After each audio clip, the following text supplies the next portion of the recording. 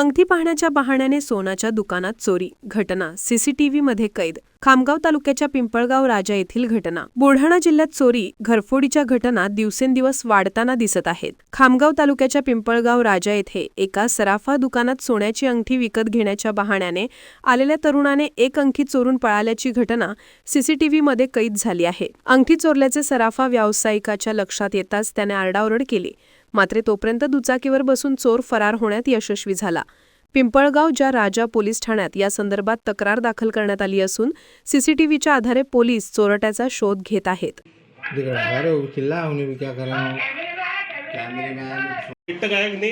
नहीं तू बच्चा था इधर इधर दुकान पे काका बैठे हुए इनको आवाज दे बिजू काका बैठे हुए नहीं वो कोई नहीं था।